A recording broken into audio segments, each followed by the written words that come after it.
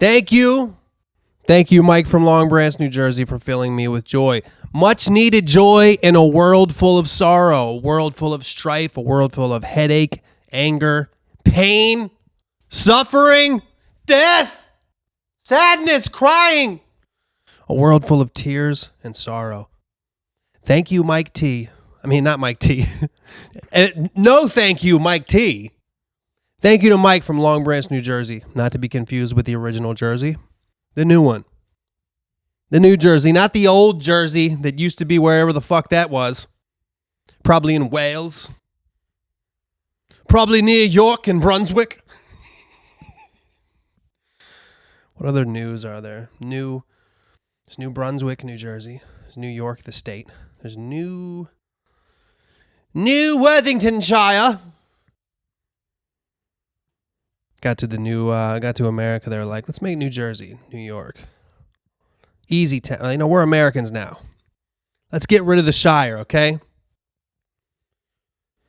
Somebody recommended, we should make a New Yorkinghamshire. And they said, are you a fucking redcoat? You redcoat spy? Killed him. Back then it was just like whatever. Maybe that's the times when Trump is talking about when he talks about the country being great again. Back in the American Revolution days. I don't know. Maybe that's why from when I hear the Brits aren't letting them come over there. Got a text from my friend Adam, aka Lack of Afro, music producer from the UK, and he sent me an article that apparently they're not letting him. Well, they're letting him come over there, but he's like not allowed to see the Queen or some British thing. He may not see Your Majesty though. I don't know. Let me not talk about Donald Trump. What do I want to get into today? You know what I want to get into? I want to rebuild. Restructure, refocus, and most importantly, re-energize. I need practice. I've been off. I didn't do a podcast for 2 weeks in a row, so that's 3 weeks since I've yapped my fucking flaps. Yapped the flaps which are my lips. And you know what? It's just like anything else. When you don't practice, you don't make perfect. When you don't use it, you lose it. You've heard of hand-eye coordination. I'm talking about mouth-brain coordination. I'm talking about the ability to rapidly and well-articulatedly fire off thoughts that create sentences, which create paragraphs, which create novels worth of ideas, novels worth of novel ideas, straight from my fucking brain to yours. And I'm trying to get the rust off of my brain right now. That muscle, whatever that muscle is in between your mouth and brain, whatever the fuck that's called, I don't know. The back of the tracheal valve reciprocator. The rear tracheal valve reciprocation lobe is getting rusty. And I don't need a doctor to do it. No sirree, Bob. I don't need a doctor to insert his fucking scalpel in the back of my neck and scrape the rust off like a dentist scraping fucking plaque off your teeth with one of those miniature Captain Hook tools. No, I'm going to do it just by talking. I'm going to let the waves that go from brain to air to your ears derustify, and anti-crustify. What the fuck was that? Why did I just laugh like a half pirate, half like old guy? I don't know. My point is I've been away from the podcast world for 3 weeks. And you know what? As some of you may know, if you follow me on Instagram or Twitter and check all that shit, I'm starting to build disdain for social media. I'm starting to build a little bit of disdain for it.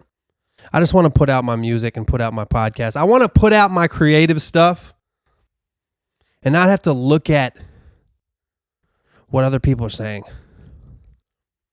I've lost it, folks. I've lost hope.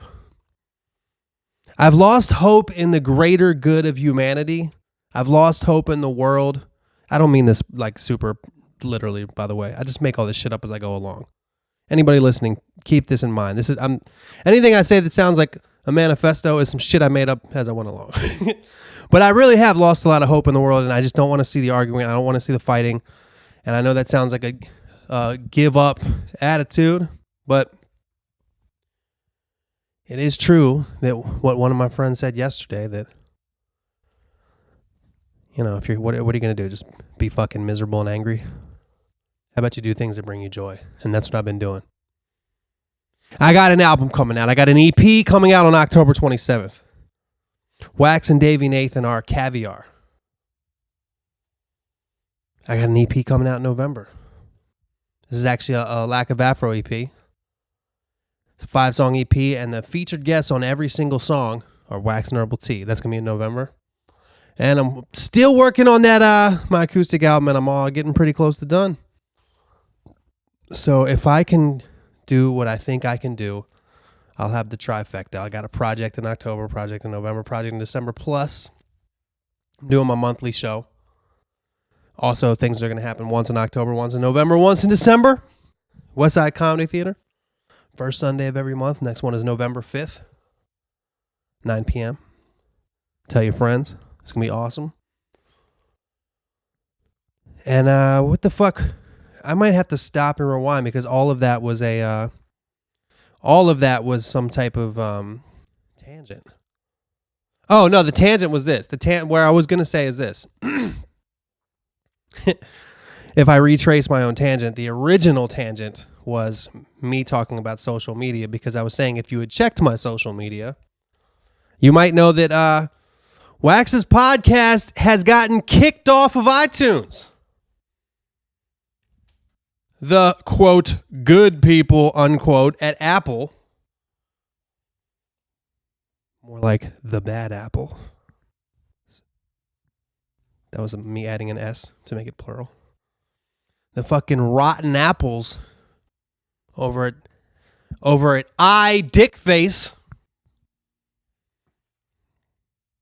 They took off Wax's podcast off the iTunes directory. And I don't know how many I don't know how many of you guys listen on iTunes, but I definitely listen to podcasts on my podcast app on my iPhone, which is essentially iTunes. And with no warning, I received an email a couple weeks ago, and it did dishearten me and might have played a role. It might have played a role in me not doing the podcast for a couple weeks. Definitely the first week. When I didn't do it, I was a little bit disheartened by my podcast getting kicked off of iTunes.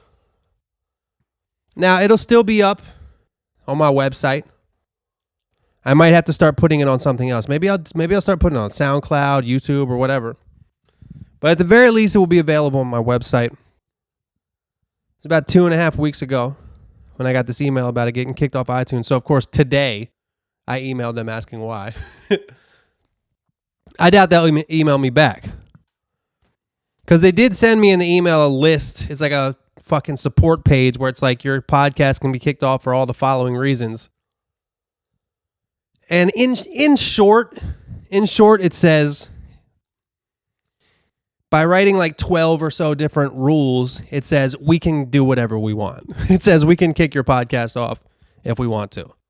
If we deem it offensive, if we deem it anything, racist.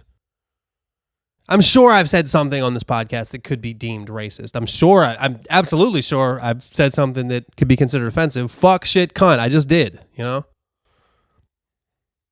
I'm sure I've said something that, you know what the other thing was? They said something about if you promote tobacco products, which I I definitely did with one of the old sponsors that I never made them any money. So that should be a loophole, right? Tsunami Premium Vapor, who I used to talk about and give out the code. I used to give out the special code, and I come to find out from Chris from Michigan, nobody ever used the code. So if nobody smokes a cigarette in the middle of the woods, does anybody promote tobacco products? I don't know. So yeah, maybe they'll tell me, maybe they won't. I have no fucking idea. But I can tell you this, there's plenty of podcasts that they still have up there that do shit like that anyway. So I'm going to go ahead and say I'm going to go ahead and say we got a rat in our midst. Somebody got offended by something I said. I bet you I said something political. And somebody was like, "Fuck that, I'm calling Apple. I'm gonna use my iPhone or my iPad because I want to get this guy I blocked." Whatever. For what I just tried to do, I probably deserve it. For the pun or rap or whatever the fuck that was that I just said, I deserve to get kicked off of iTunes. iTunes, U-Tunes, we all scream for ice cream. I was leaving that long space right there for you to ponder. Anyway, where do we go from here? I don't have any plans. I don't have anything written down. I don't have any fucking notes besides, the questions from like 2 or 3 weeks ago for the podcast. I don't know if I'm going to attempt to get the podcast back on iTunes. I will say that shit took a little bit of wind out of my sails, man. I don't understand. The beginning of this year, my podcast numbers were soaring. And then recently they started to drop. Not like crazy drop, but like, just drop a little bit and level out. And now I got to imagine that the lack of iTunes accessibility will definitely cut the numbers drastically. I don't know. I like the iTunes podcast app, especially for the car. Compared to listening to it directly from somebody's website. So you know what? I'm thinking out loud here, and anybody that's been listening to this podcast knows that whenever I think out loud while I'm pacing back and forth on the podcast, think of ways to make the podcast better. Think of ways to make my life better.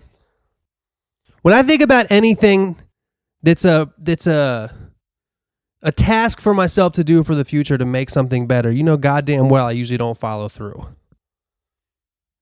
I mean, I said that I would do the podcast every Wednesday. You heard Mike sing at the beginning. Listen to it every Wednesday. Did you try last Wednesday? How about the Wednesday before that? Wasn't available. So my own self-manifestos or whatever the fuck they're called don't often work. But what I'm saying is this. Maybe, just maybe,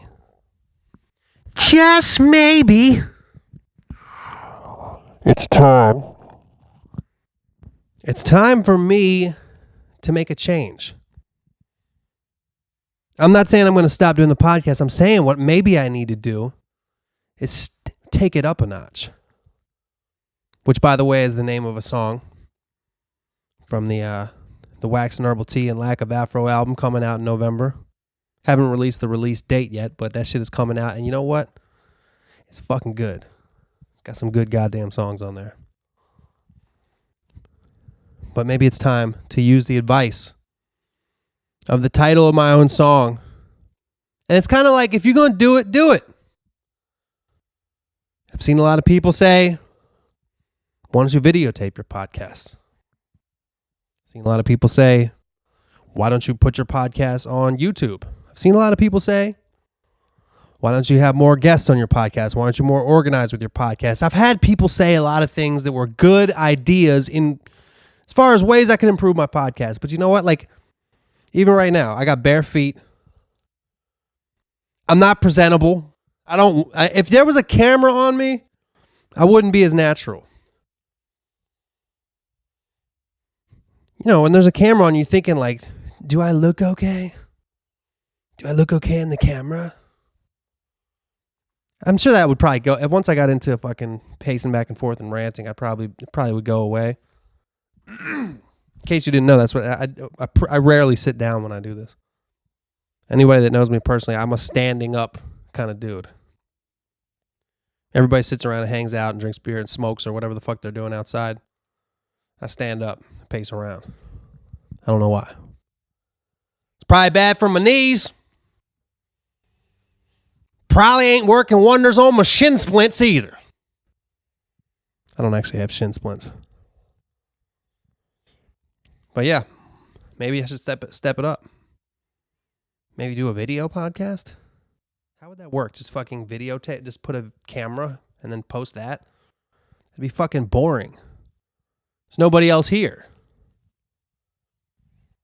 Maybe I could get, I don't know.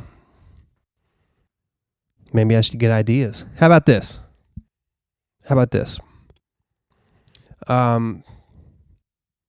If you have any ideas for how I can improve this podcast, and I'm asking now, I know a lot of people have sent stuff in the past, but I'm asking people that are still listening. People that are still listening to Wax's podcast, what's your favorite part of the podcast? What would you like to hear more of? What would you like to hear less of? I can already hear the typing being done. I'd like to hear less of all of it. I'd like to hear less of you talking. I'd like to hear less of you talking and more of just a whole different thing. Maybe I'd like to hear less of you talking and more of the latest Kendrick Lamar album. How about that? How about you just make your podcast the latest Kendrick Lamar album? Put that out every week. I don't know. Sometimes I do the musical podcast every once in a while. I used to have guests. I used to have segments. I don't appreciate what I've got. I've got a lot of friends who do comedy, who don't have any fucking fans. They got 50 Twitter followers and they put out 100 fucking jokes on Twitter. They don't get a like. They don't get a retweet. They do a fucking podcast. They have 5 people listen to it. They would fucking love to have what I have. People that follow me, people that listen, fans of the podcast, people that like to listen to what I'm talking about, even if it's fucking stupid. And still I neglect. And still I neglect. And still I neglect. I don't know why I'm singing that. Just sounded very dramatic. And still I neglect. I neglect good things. Maybe that's why.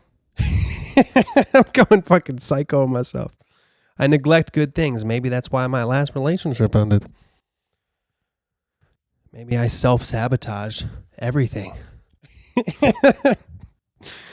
I'm definitely going a little crazy, dude. I really have been going crazy recently. I really have. I did something recently that my brother told me to tell this story on the podcast, so I'm going to do it. Just to give you an example of one of the ways I went crazy. First of all, I've been getting into petty arguments with my friends. Speaking of my brother and Lack of Afro and my friend AK, who helped work on that project, I've gotten into arguments about all of them. About the fucking music. All of them, we've argued about this music. This like happy, fun music. For some reason, it's been fucking full of arguments. But I think the arguments made the project better. Anyway, what was I going to say? Oh, the story I wanted to tell. First of all, before I get into that story, what I'm saying is, if you have any idea for how I can improve the podcast, hit me up, beatsforwax@gmail.com, and I'll get right into it. I'll go through the emails, all the fucking emails this week, and I'll go through all the ideas, and next week maybe we can have a referendum. Maybe we can have a referendum next week and ask ourselves, where are we going from here? What do we want to do to make this a better place for all of us? And, yeah. Let's try to stop being a self-saboteur. Maybe, maybe the self-sabotage of the podcast is the fact that it's relatively, this is episode 156. And it's pretty, I say different shit, I guess, but it's kind of been the same for a while. It's been the same for a while. I might need to switch it up. It's like life. You got to add some, you got to spice up your life. The story. The story is the following. This happened about right after whenever the last podcast I put out, it was right after that. It was right in the thick of the controversy about the NFL players. If you're not familiar with what I'm talking about, the NFL players it started with Colin Kaepernick taking a knee during the national anthem, and got to a point where Donald Trump, as of this morning, he tweets about this, and he takes basically there's a base of people in America who can easily, in my opinion, easily be manipulated if they think something's unpatriotic. They can easily be manipulated into thinking that if you're doing anything that could be viewed as bad for, like, damaging towards the flag or the soldiers, you're an easy target for somebody like Donald Trump. And I'm not really mad at somebody if they're not super into the act. But the way that some of the people were portraying it is like these people don't have, football players don't have a right to protest. And what made me really mad at the time was the general consensus amongst like the Fox News crowd that because these guys are millionaires and they get paid $1 million just to play the game, they need to be grateful that they're even allowed to do that. I thought that attitude really fucking pissed me off. Because you never hear that about white people. You never hear that about Wall Street. All you hear is about how people work hard and get ahead. Well, you know what? Fucking professional athletes have worked harder than fucking almost anybody. Anybody that has known a professional athlete or hung out with people that tried to be professional athletes, they went to fucking every day of school 2 hours earlier than everybody else, and they stayed 4 hours later. Every weekend they did nothing but sports.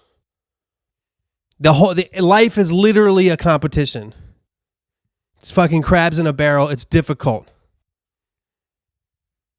It's not fucking just they get paid $1 million to play a game. And it just pisses me off.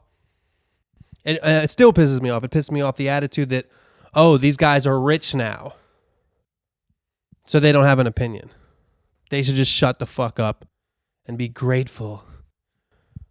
Be grateful to the government, and it pissed me off. Just like it's pissing off some of you listening right now that I'm saying this. But anyway, that's not even the story. Story. So I'm such a fucking idiot. So my ex-roommate, my friend Camila, actually moved out a couple weeks ago. This happened right before she moved out, like 2 days before. As you know, if you listen to this podcast, I like to do yoga. I do yoga, and I fucking need it. In these trying times, I need anything to create an even-keeled fucking demeanor within myself. So I have like a membership kind of at this yoga studio, and there's another yoga studio that's like it's like the corporate yoga studio. It's called Core Power. It even sounds like corporate. Core Power-it. But this yoga studio is a hot yoga studio. It's the first time I have never done hot yoga before. My roommate Camila goes, this place Core Power down the street, if you sign up, you get a week free to check it out. And I was like, oh shit. And at that, and she was like, I'm about to go right now. And I was like, you know what? I didn't do yoga today or in a few days. I've always been curious about this hot yoga stuff. How about I go down there and check it out? So I went down there, I signed up. The place is more like a gym. Like it doesn't have the yoga studio I go to is like, it's like fucking people trying to be like spiritual. It's like basically like old white ladies that fucking burn incense and wear shirts that say kindness is fucking Jesus or whatever. I don't know. But it's laid back and it's more like it doesn't feel like you're going to a gym. It feels like you're going to a room where people meditate and you're doing like an active meditation. Whereas this place was a lot, it's Hollywood too. It's like, it's not Hollywood, but it's basically Hollywood. A lot of young people, a lot of fucking, if you want to see some hot chicks, if you want to see some hot girls, I just good looking people. If you're a girl listening, you want to see hot dudes, if you're gay listening, whatever.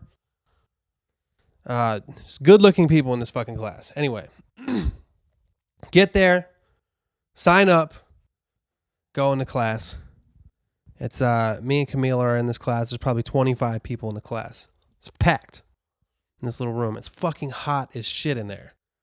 It's a sauna. You're doing yoga in a sauna, and it's like kind of like the way the class was. It's a little bit more active, a little bit less like. I don't want to do like yoga details in case you don't know, but basically it was a little bit more like a little bit more aerobic than what I normally do, but not by much. Just a different, just like so it was a little different. And the guy teaching the class was probably like 28, white dude, gay dude, and like he was screaming. He was going in. He was kind of going really hard. He kind of sounded like a mixture of like a gay drill instructor with a spiritual guide.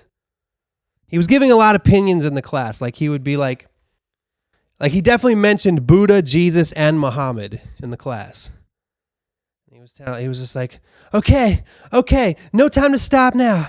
Don't be happy with it. We were doing like a pose where he had to balance. He was like, don't get happy with yourself now.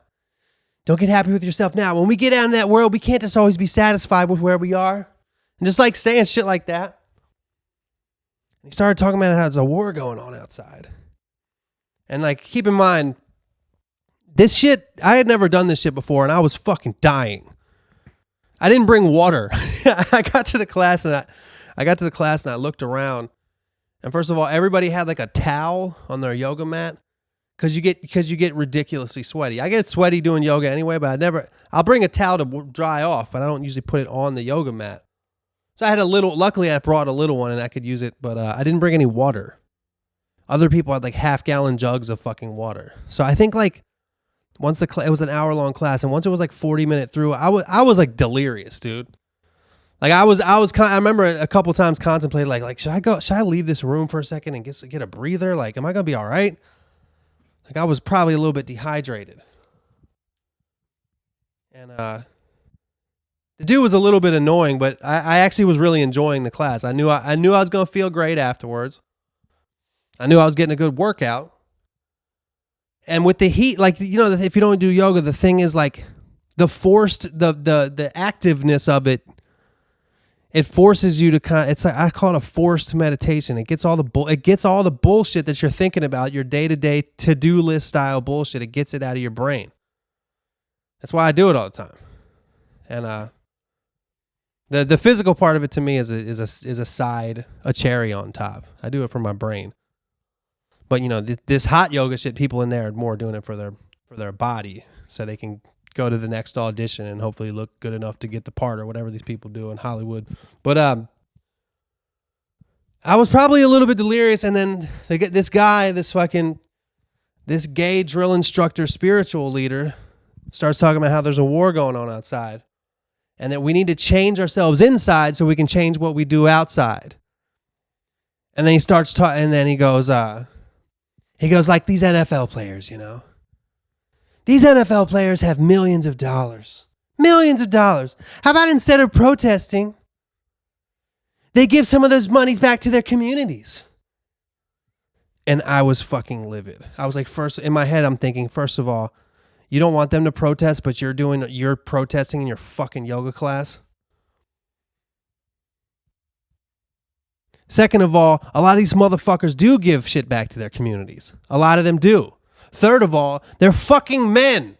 He said 5 million. These guys got like $5 million. I remember he said 5 million and I was thinking like, a lot of people have $5 million. Does that mean you're not allowed to fucking say anything? Does that mean you're not a man? Does that mean you not came from a fucking place where maybe you feel like you want to stand up for people that have less than you? You're supposed to shut the fuck up because even now I'm getting furious about it. It was something about the way he said it and what he was as a human. What he was. And I was just full of rage. I was full of rage. I kept going for like the last 15 minutes in the class. If the end of class is what they call shavasana, that's where the final resting pose. And it's usually so nice. But even in that pose where you just lay on the ground for like 2 minutes, I was full of rage.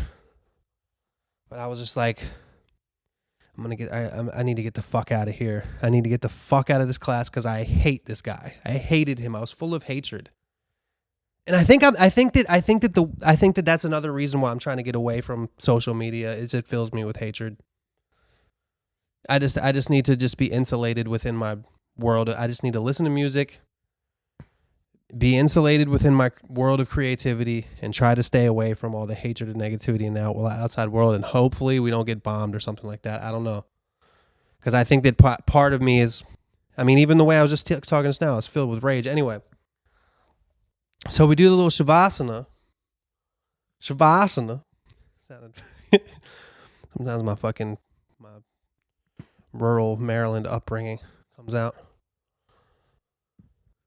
So at the end of it, you fucking sit up and he says something and you go namaste. And namaste is like clapping your hands at the end of a football huddle. That's the end of the class. That's the bell ringing. Everybody says namaste. And then he goes, what a great class. And he used the phrase safe space. It was funny that he used that phrase. He goes, I'm just glad we all have this safe space where we can get away from the outside world and all the stuff that's going on there. And I fucking lost it. I fucking lost my fucking shit in the middle of this hot yoga class. He goes, I'm just glad we have this safe place where we can get away from all the outside world. I'm like, then why the fuck you saying all that racist shit then? And everybody in the class, I said, the first thing I did was accuse him of being racist. That's the first thing I did. And 25 people just stared at me in shock. Just stared at me. And he was like, what? And I started just rattling off shit. I was like, you got $5 million, you still a fucking man. You still a goddamn man. Just because you got $5 million. I started talking about Trump. I was like, Trump got way more than $5 million. He don't have to shut the fuck up. How come you get to say something and they can't say, you get to say something in your little yoga class? I lost my shit. I don't do that, y'all. I don't fucking lose my shit like that. I don't fucking lose my shit. Most of the people in this class are like 27 to 28-year-old white girls that are just in amazing peak physical shape. Like almost too much so. Just like could definitely beat me in arm wrestling, or especially if there's an arm wrestling type of match that's done with shoulder muscles, forget about it. Most people in this class are in that genre of human being. People that live in LA that want to be like actresses, models, dancers, stuff like that. And I fucking lost it on this yoga teacher. And he left the room. And I'm scrambling to get my shit. I follow him out and I start continuing to berate him outside.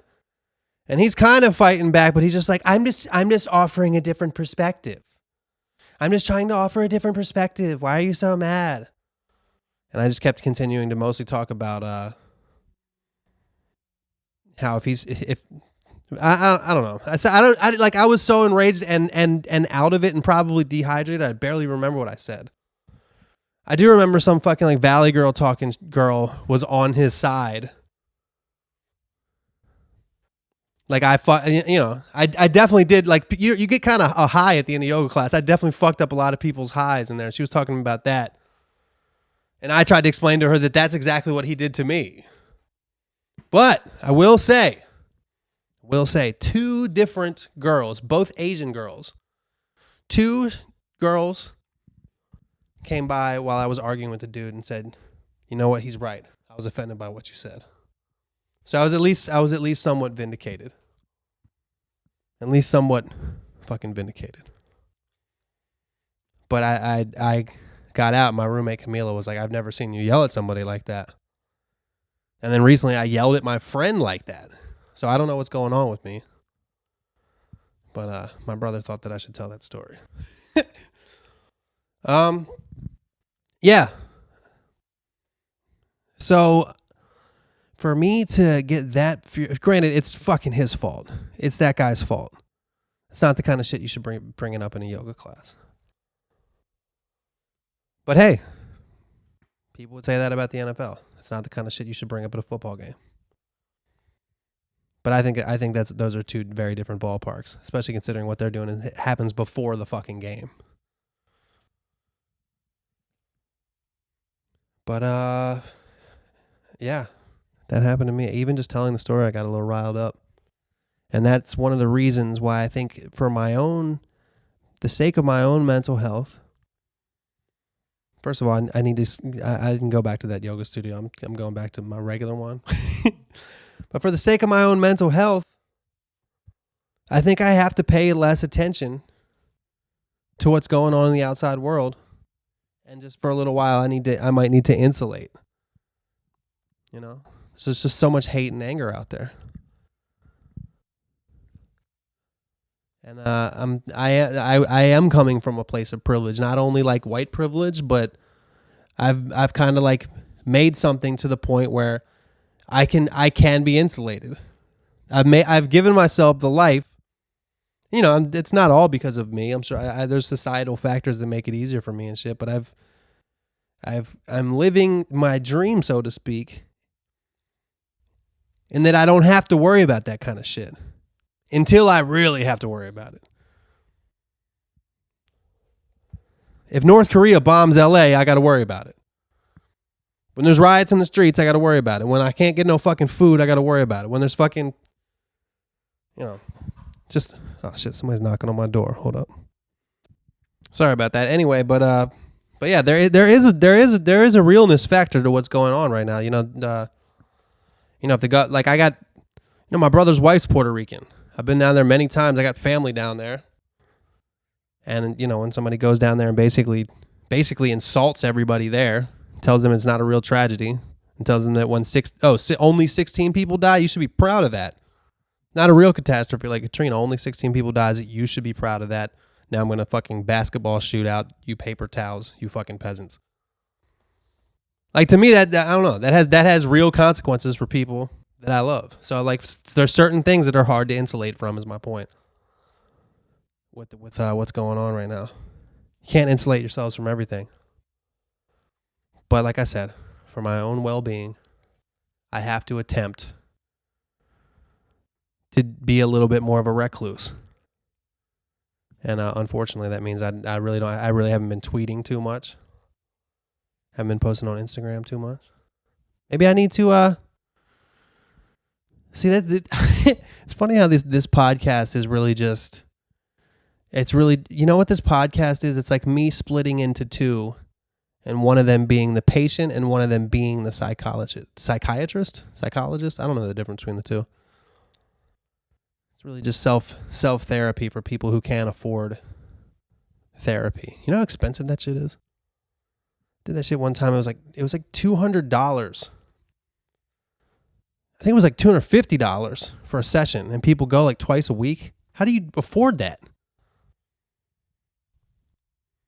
I know people that I do that I know through comedy that are like struggling financially, and they talk about their therapist. I'm like, man, you must have a family member paying for that shit, because I don't know how people afford $2,000 a month to talk to somebody like that. I went to a therapist 3 times in my life.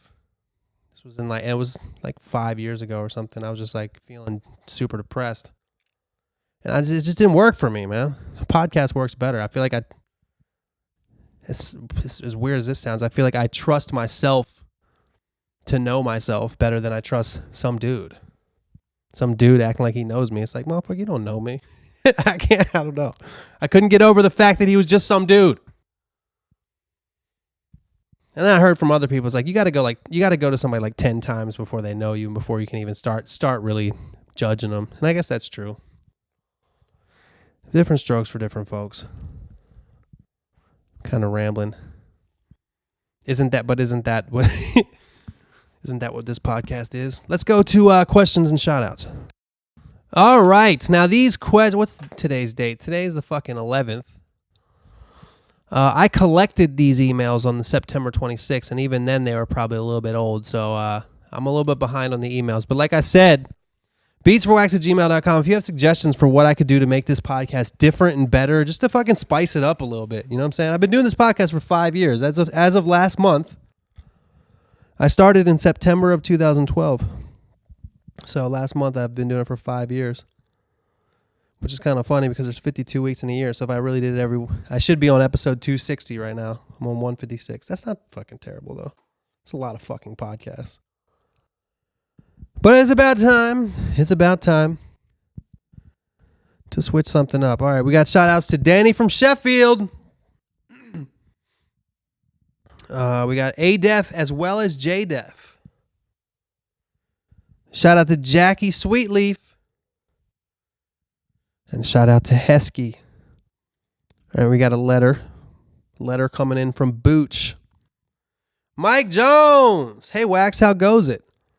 Insert mandatory praise here about how well you can moonwalk and how your hair smells like sunshine. I appreciate that. So a podcast or two ago, you had some kid write to answer the most common podcast questions, the biggest one, of course, being breakup advice. I recently discovered something that's really been helping me cope with my breakup, and I thought I should share some advice that doesn't suck a bag of dicks. Look up a podcast called, quote, Guys We Fucked, unquote. It's funny, my ex-girlfriend was my 2 exes ago was a big fan of that podcast. It's put on by 2 females who discuss love, dating, and sex. Now, the first time I listened, I thought these chicks were cunty and full of themselves. But I stuck it out, listened to some more, and in turn have gained a lot of insight into the female mind. Because let's be honest, half the torture of a breakup is wondering why this and why that. So educate your brain on how the opposite sex brain thinks. And you'll be better for your next relationship as a result. Well, that is an interesting, that's interesting, Booch. I never actually listened to that podcast, but I know that my not last girlfriend, but the one before that was super into that podcast. She actually went to a live taping of it. So, yeah, and if she was into it, I'm sure it gives insight into the way that women think. This girl is extremely intelligent, but also,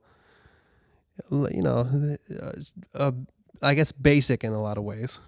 What people refer to, the modern definition of the word basic in a lot of ways, but super, super intelligent. But I've never listened to it myself. But I think that's an interesting thought. It's almost like if you could, back before podcasts, it'd be like, they talk about locker room talk for guys.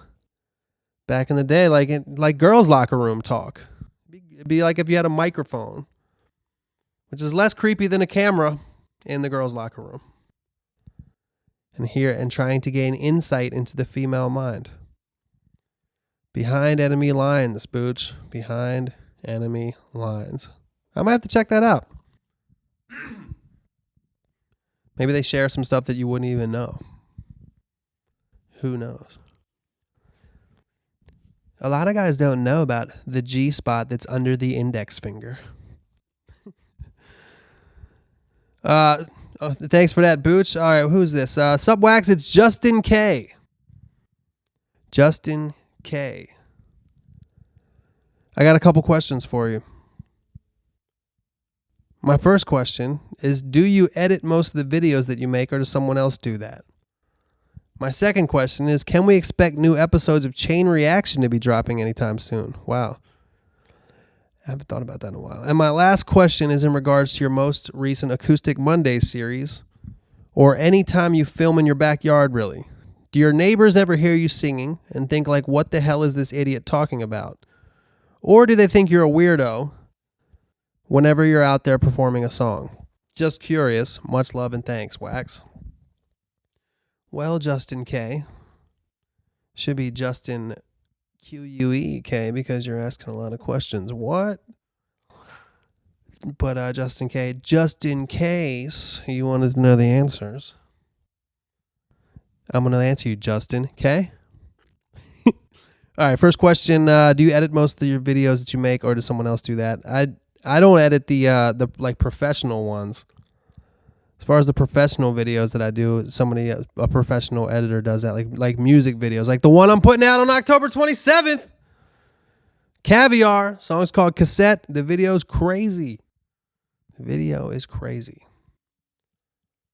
But for some of them, like a lot of the Acoustic Mondays and shit I do, People might be like, "Oh, that's so easy. You just blah blah blah." But it's a hard. Those Acoustic Monday videos. What a lot of people don't realize is it takes effort to make things look effortless.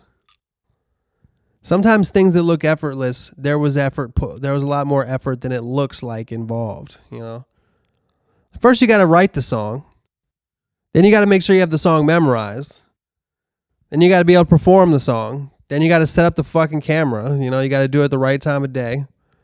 You got to get a good take of it. And you got to fucking put the camera in the computer.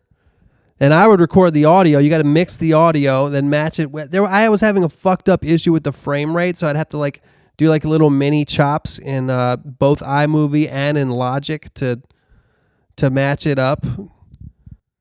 And then you got that Acoustic Monday series took way more effort than people probably thought it took. Let's just put it that way. So me and my roommate Davey would edit those. I did a couple of them by myself, but it was quicker when he helped me because he's a fucking Logic wizard. All right, my second question is, can we expect new episodes of Chain Reaction to be dropping anytime soon? That is an interesting question, and I'm actually shocked. That's probably the question that people ask me the most. Besides, sometimes people ask about albums and all that shit, but a lot of people like that Chain Reaction, man. Like I was saying earlier in the podcast, sometimes I don't appreciate the numbers that I have. Like when the Chain Reaction videos are getting, I don't know, like 20 to 30,000, somewhere in the 20s usually, 1,000 views, I'd kind of look at that and be like, well, my other videos have millions. But the reality is 20,000 views is a fucking lot, and a lot of people would be very happy if their series had that much. And I did 20 episodes. I did 3 seasons, 2 5-episode seasons and 1 10. That's not including like the 3 or 4 that I shot and we had audio problems or we didn't think it was up to par or whatever. We did a couple. We did Hooters, Jack in the Box, and and what was the other one? Chick-fil-A, I don't think we put out either. There was another one too that came out fucked up that we didn't put out. The Hooters one was going to be pretty good too, but my hope with that show with Chain Reaction was after doing all that, yet another thing where people. I just don't think that a lot of people realize how difficult things that look simple are. Like that Chain Reaction shit, like, yeah, all the time people are like, what, you just go to the restaurant, you're going to eat lunch anyway, which is true. That to do the shoot doesn't take that long. But first of all, I have to get somebody who's willing to help me do it. We have to fucking do every segment of the show. They have to edit the show. Then we kind of go through, and sometimes we find the best material or whatever. My point is, there's no return, you know. I don't get any return from it. I make $0 from it or whatever. And the whole goal of it was to have fun. I enjoyed doing it. But I would pay. I usually, not every time, but my friend Yev would sometimes do it for free. But I usually paid somebody to do it, you know. And after 20 episodes plus the 3 that didn't come out, you know, the kind of the goal was to try to get it on TV, or at the very least get a sponsor. So what I wanted to do with the next level of Chain Reaction is to step up to the next level of chains. I wanted to do Outback. I wanted to do Chili's and TGI Fridays, that Olive Garden, Chevy's, that level of chain, the one where you sit down and they have specialty drinks, and you know, I wanted to step up to that level, but I didn't want to do that. You know, I don't know. I wanted to take the show to the next level. Maybe I'll bring it back. I don't know. I did honestly enjoy doing it. I thought I was good at it too. I had some pretty funny jokes, man. We'll see. Maybe, you never know, man. You never know in the entertainment biz. Sometimes things that you did years ago will pop back up. That's especially true in music, but it could happen with Chain Reaction too. So as far as the answer to your question, can you expect new episodes anytime soon? I'm going to be honest and say no. You should not in 2017. I will not be shooting Chain Reaction in 2017. My last question in regards to your recent Acoustic Monday series, or anytime you film in your backyard. Really? Oh yeah, the neighbors thing. This is the place where I live. I don't know what happened, but I think, well, first of all, one of our neighbors, I think, is a really, really old lady who I guess just can't hear that well and probably goes to bed really early. But we've been here for over 2 years now. We've never had one noise complaint. And we're getting bold. We play music loud as shit, late as shit now. Both me and Davey and Camila when she lived here too. We're getting bold with our volume. And we've never had one noise complaint. I hope we're not driving people crazy and they're just too scared to say something. I hope that's not the case. But during the day when I'm outside and I'm singing in the backyard, which forget the Acoustic Monday series. I do that anyway. I have no idea what they think. I don't fucking know any of my neighbors. I've been here 2+ years. I don't know. Maybe I am already kind of insulated because I've never had one conversation with anybody that lives on my fucking street. I got people who live to the left, people who live to the right, across the street. Our backyard borders somebody else's backyard, you can hear them talking, and that's 2 different backyards actually back there. I've never had one conversation with any single one of these fucking people in my entire time living here. So I don't know what the fuck they think. I'm sure they think we're crazy. Well, thanks for the email. This next one is from Shoebox Dave. This is signed Peace, Shoebox Dave. And Shoebox is all caps. Dave is all lowercase, including the D.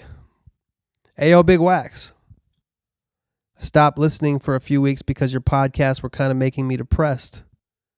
Damn, that sucks. Then I caught up on the episodes that I missed, and I kind of got the same feeling. Your podcasts are always funny and thought-provoking, so they're always worth listening to, but I'm starting to worry about you, bro. Suppose you alluded to a breakup, so it's understandable that you would be down. I'm not trying to get you to change the show at all because the keep it real factor is appreciated, but I hope everything is okay with you. Maybe it's me that's just depressed and I'm projecting it onto your podcast, or maybe I'm drunk. Haha. Shoebox Dave. I wonder if that means... you would know if you were drunk, wouldn't you? You would know if you consumed alcoholic beverages. Anyway, I feel like I answered this question on the podcast before. I think I have been fucked up. I think I have been a little bit down recently. Not really depressed, more like on edge. I've been on edge, and people have noticed it. People in my life have noticed it. My friend AK and my friend Camila both noticed that I've just been on edge. Been in a weird place recently. Whether it had to do with that breakup that you're alluding to, I don't know. I do not know.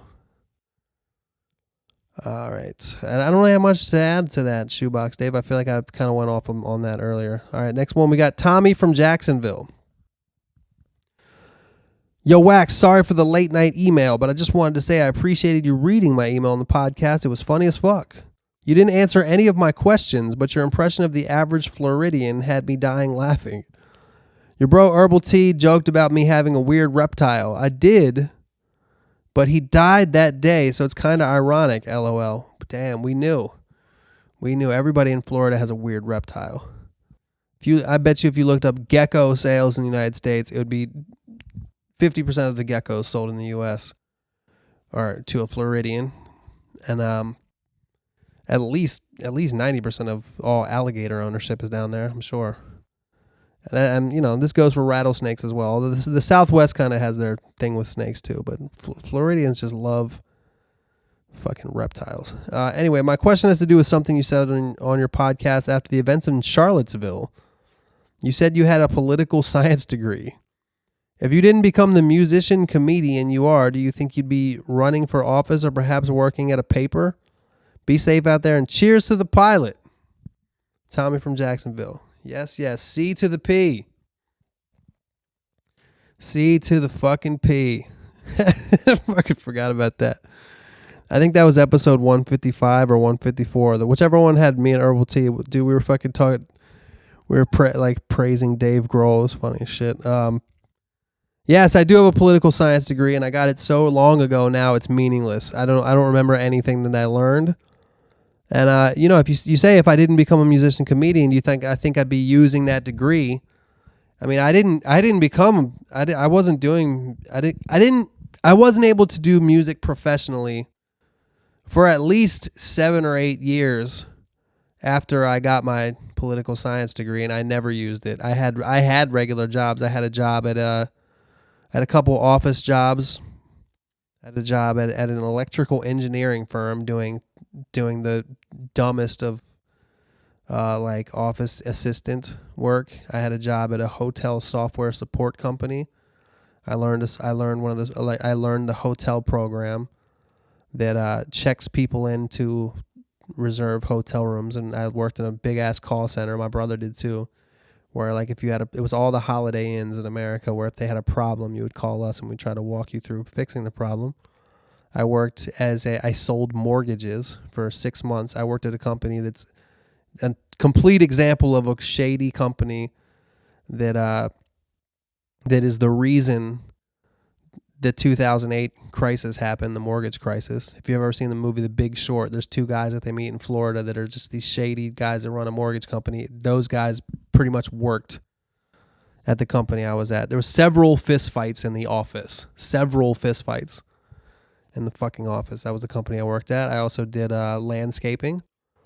I also worked several different delivery jobs, including Domino's Pizza, a deli called New York Deli, and also just being a courier around the Washington, D.C. area. Then before when I was in high school and college, I had several different jobs. I worked at McDonald's, and I worked at where I was a dishwasher at a fancy restaurant. For 2 years I was a waiter at a Chinese restaurant. That was when I was in high school, and then I guess for a little while after that I went back to that job. Then when I was in college, I worked on campus for a little bit. I worked in the dining hall. Worked in the dining hall on campus, and I also worked at this place called the Media Center, which was a place in the health building where teachers would come, and they would sign out overhead projectors and videotapes about health stuff or whatever. Going through all the jobs I've had now. Fuck it. When I got to California, I worked in construction for a little over a year, doing concrete work. And then I got to Los Angeles, where I went to school for 9 months. That's when I got serious about pursuing music. By the time I was there doing that, it was about 7 years after I got my actual college degree. So I did full-time school for 9 months that I got an additional loan for. So during that 9 months, I didn't actually have a job. I got a big ass loan. I'm still fucking paying for it. And then so I got that. I did that for 9 months, full-time recording school, learning how to use Pro Tools and learning shit about compression and EQ and mastering and all that kind of shit everything that you can learn on YouTube for free.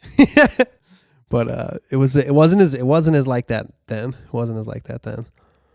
But even after that, I worked for a year as a delivery guy delivering groceries. Then I worked for a couple months at a retail store at the mall, which was one of my least favorite jobs that I've ever had.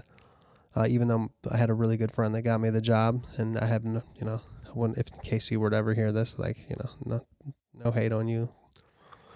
I hated that fucking job though. And then those are pretty much all the jobs I had.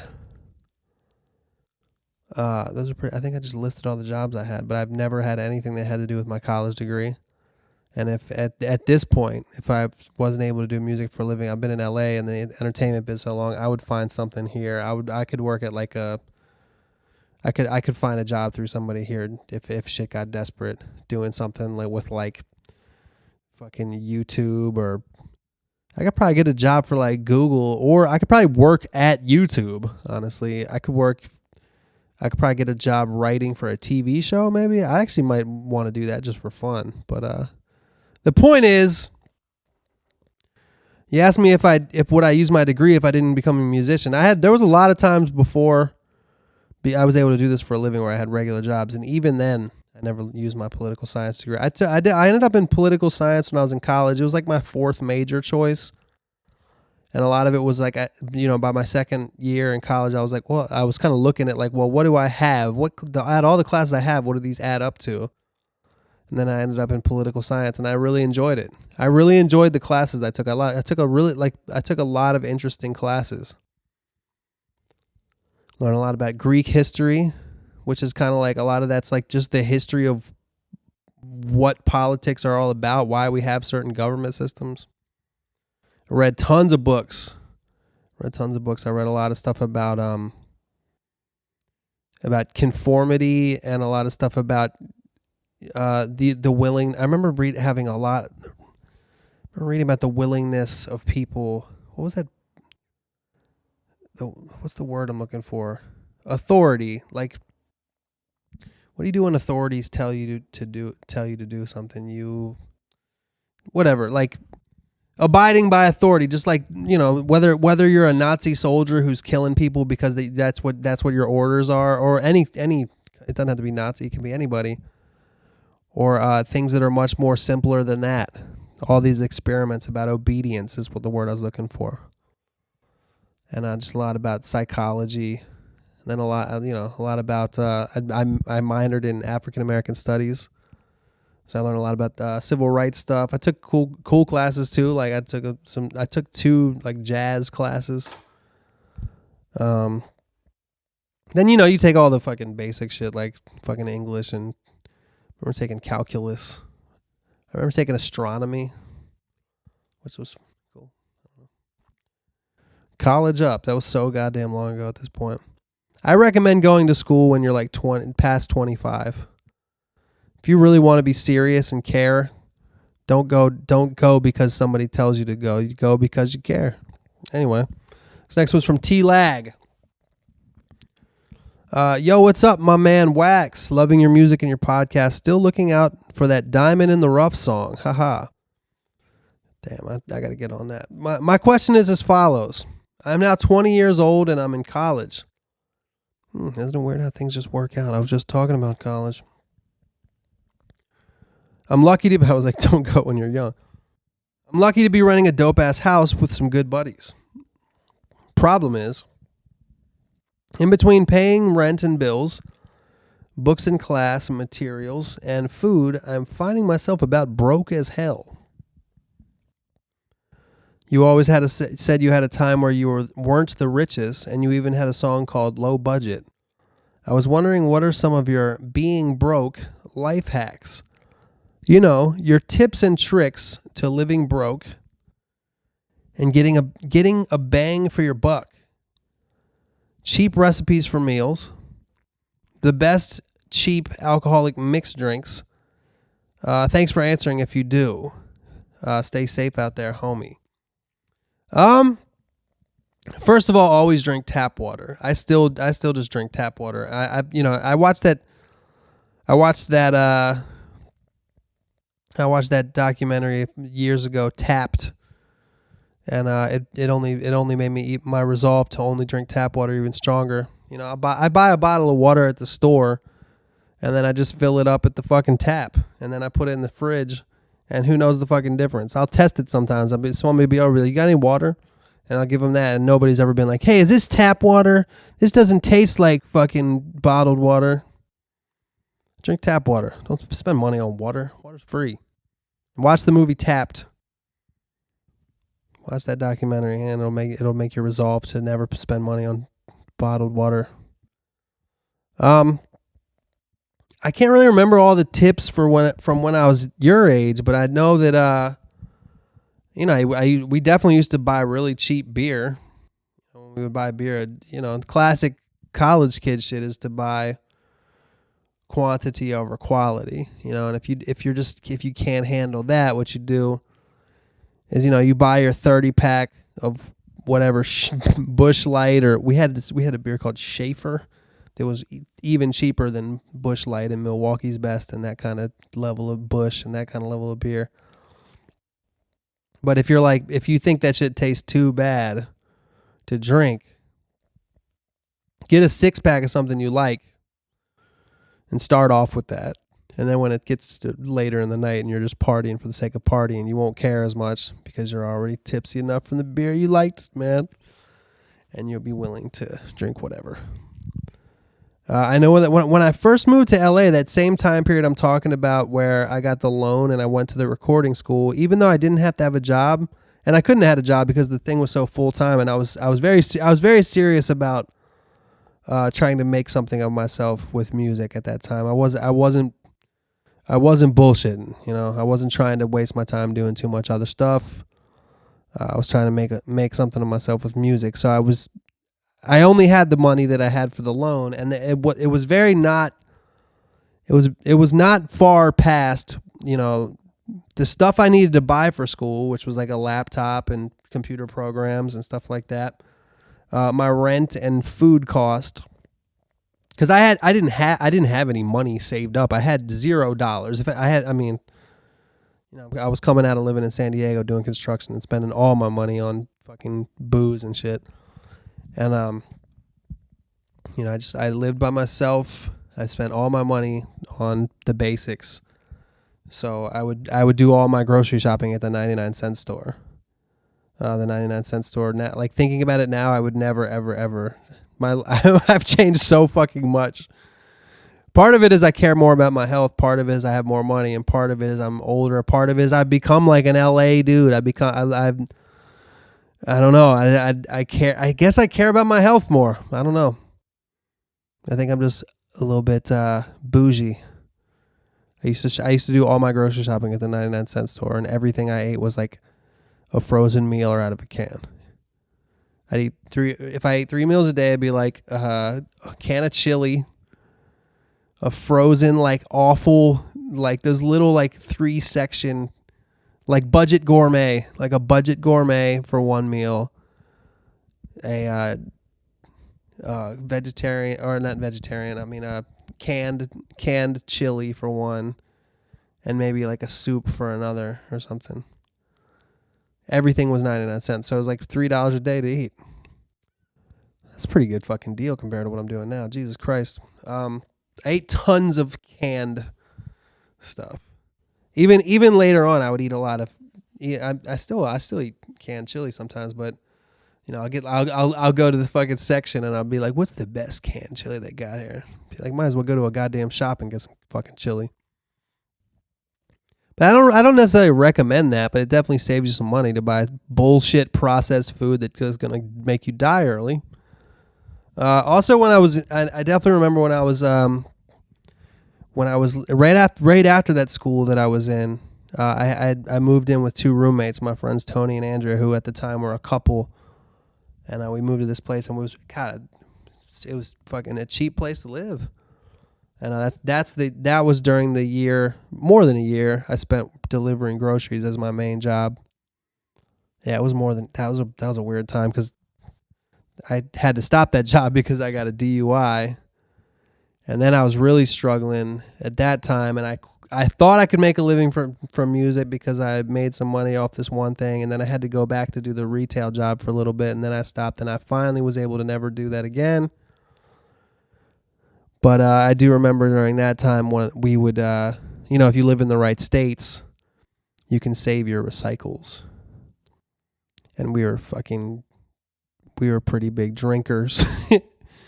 And we would save all of our cans, and they drank wine bottles, cans, whatever it was. And you take it to. We also happen to live relatively close to a recycling center. Take it down there. You got bags and bags and bags. They give you $40. Now you got $40. Now you got $40. Shit. What other cheap ways to live cheap? That's a tough question. I don't know. I wish that I need to take some of that advice for myself now, it's weird when you get to the point where like the fucked up thing in the music game, as compared to a lot of other jobs, you can often make a quick jump from being dead ass broke to having a pretty fucking solid amount of money. And you just, if you're kind of dumb like me, you're not. I don't know. I'm not the kind of person that's real stingy. I'd rather have a good time, and I'm also I think I also got taken advantage of by some in a couple of ways, and not even necessarily taken advantage of, but just like I wasn't smart enough to do the right things with my money when I had money. Like I would definitely do a lot of shit differently financially, and all over the fucking place. My point is, once you have a lot of money, and when you go back down to having to be more frugal, sometimes you got a little spoiled, and you spend money on stupid shit still. But another fun thing about this whole music and entertainment or whatever is, you never know what could happen. You never know what can happen on the business end of things. Shit could blow the fuck up. Something from years and years ago could come back and be like, oh, we want to use this thing and give you a bunch of money, which has happened to me. So, yeah, I don't know. That's pretty much all I got for you, T-Lag. And I think I'm going to end the podcast on that note. Be safe out there.